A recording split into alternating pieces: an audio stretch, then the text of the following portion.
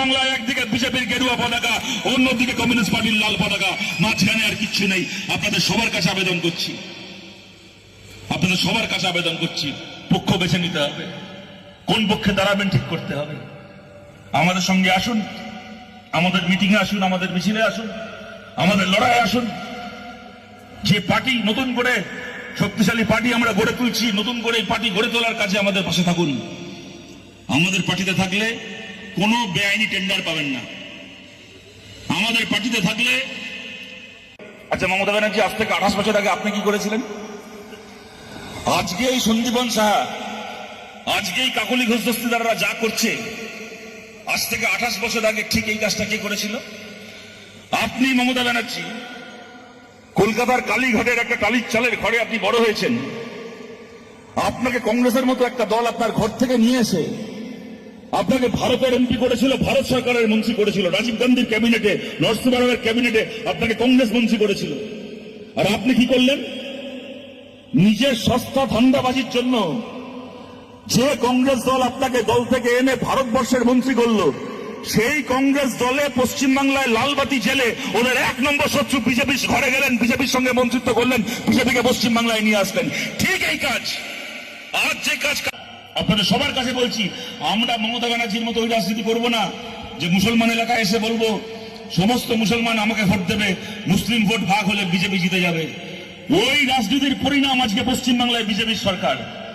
আমরা ওই রাজনীতি করব না।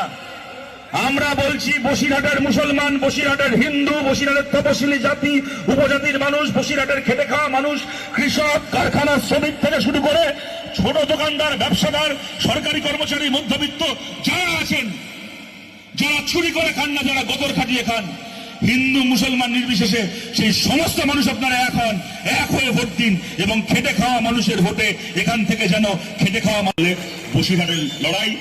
বসিরহাটের লড়াই আগামী বাংলাকে যেরকম ফলতার ভোট, ফলতার বাই ইলেকশন বাংলাকে যে বার্তা দিয়েছে, ফলতার বাই ইলেকশন আমাদেরকে তৃতীয় থেকে দ্বিতীয় করেছে, বসিরহাটের বাই ইলেকশন বাংলাকে বার্তা দেবে আমরা দ্বিতীয় থেকে প্রথম। শতরূপ ঘোষকে অসংখ্য ধন্যবাদ আমাদের এই সবার পক্ষ থেকে।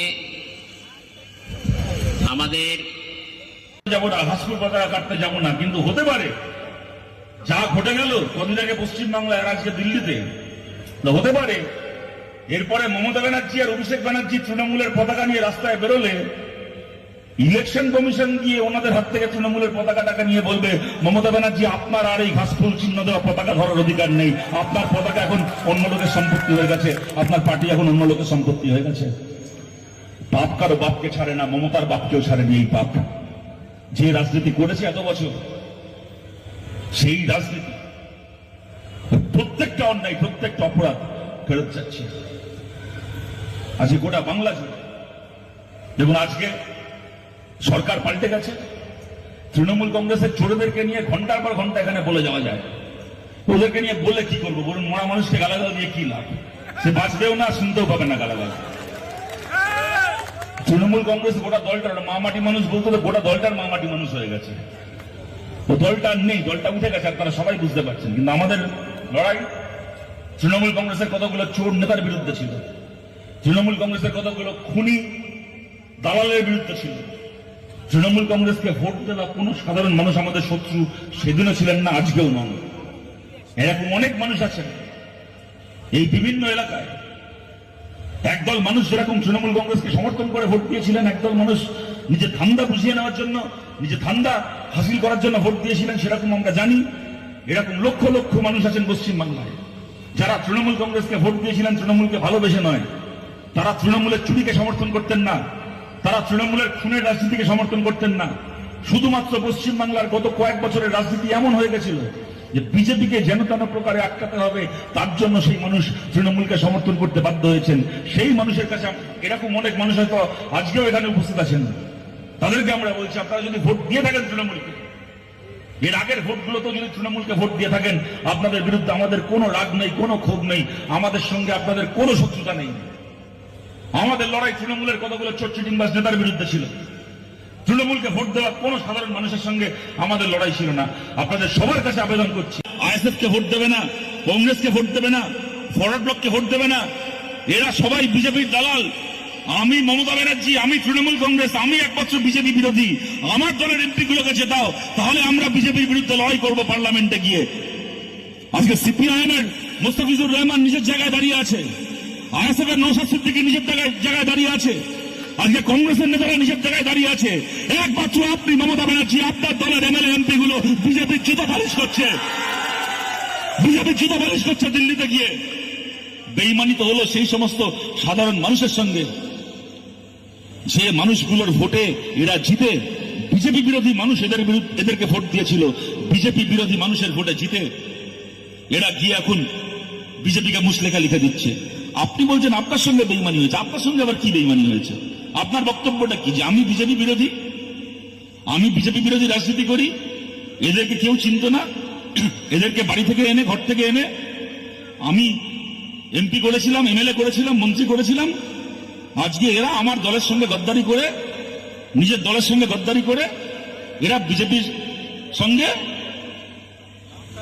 একটা দল আপনাকে ভারতের মন্ত্রী করেছিল, তাদের পিঠে ছুরি মেরে আপনি বিজেপির সঙ্গে জোট করে বিজেপি সরকারের মন্ত্রী হয়েছিলেন, সেই দলটাকে পশ্চিমবাংলায় তুলে দিয়েছিলেন। পাপ কারো বাপকে ছাড়ে না মমতা ব্যানার্জি, পাপ আপনার বাপকেও ছাড়েনি,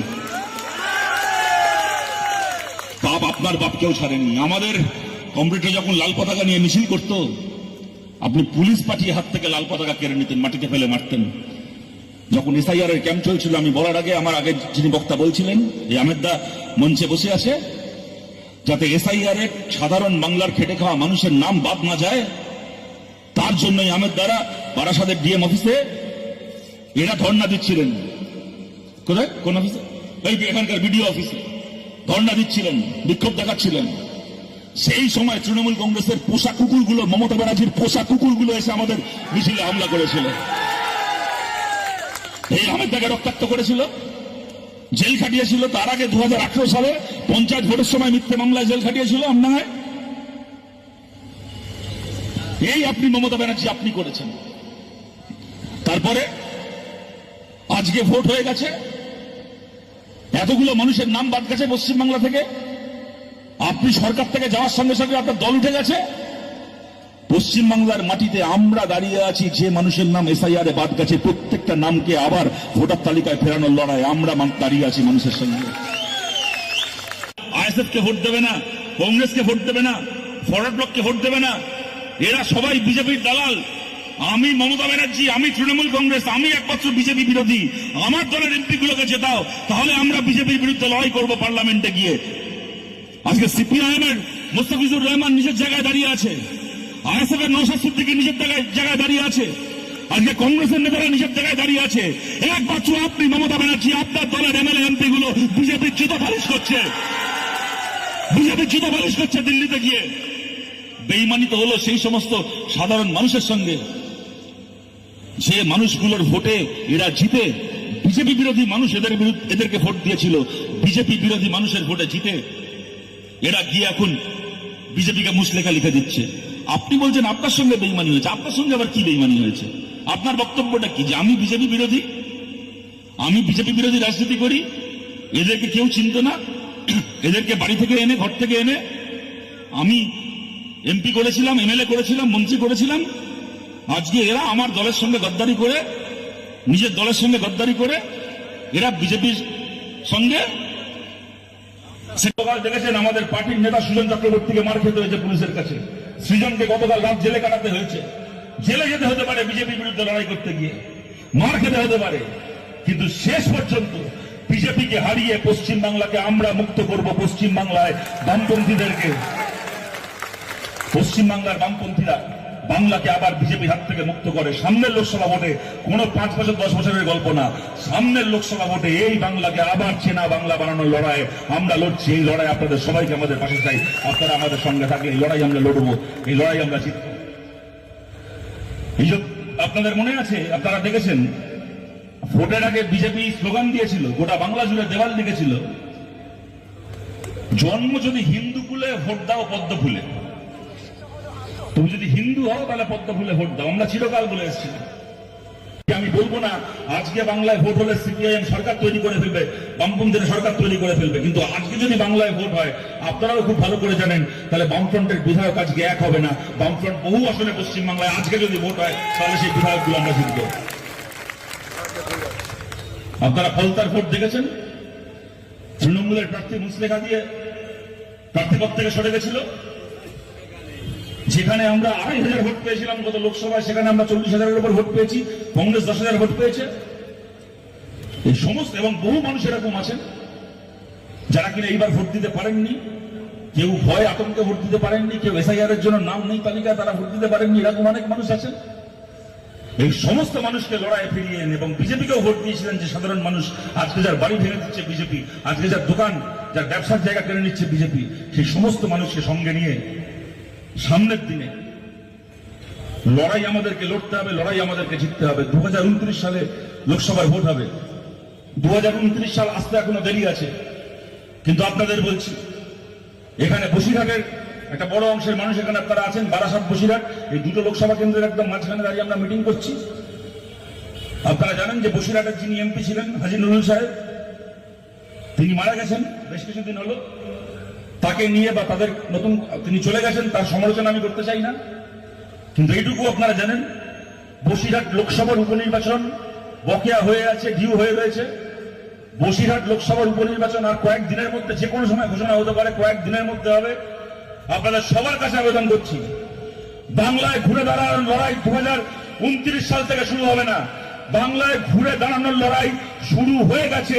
যেরকম বাংলার বিধানসভায় আজকে মোস্তাফিজুর রহমান আমাদের হয়ে কথা বলছে, সেরকম বসিরহাটের লোকসভার বাই ইলেকশন আমাদেরকে জিততে হবে। বসিরহাট থেকে আপনারা জিতিয়ে বসিরহাটের মানুষের কথা বলার জন্য 2029-এ নয়, এই 2026 সালে বসিরহাট থেকে জিতিয়ে আপনারা আমাদের এমপিকে পাঠাবেন পার্লামেন্টে, এবং সেই এমপি পার্লামেন্টে গিয়ে বলবে এখন আমি একা এসেছি। 2029 সালে আরো ঝাঁকে ঝাঁকে খেটে খাওয়া মানুষের এমপি পশ্চিমবাংলা থেকে এই লোকসভায় আসছে বিজেপি সরকারকে দাঁড়িয়ে, মোদীর সরকারকে দাঁড়িয়ে নতুন সরকার ভারতের বুকে তৈরি করার জন্য।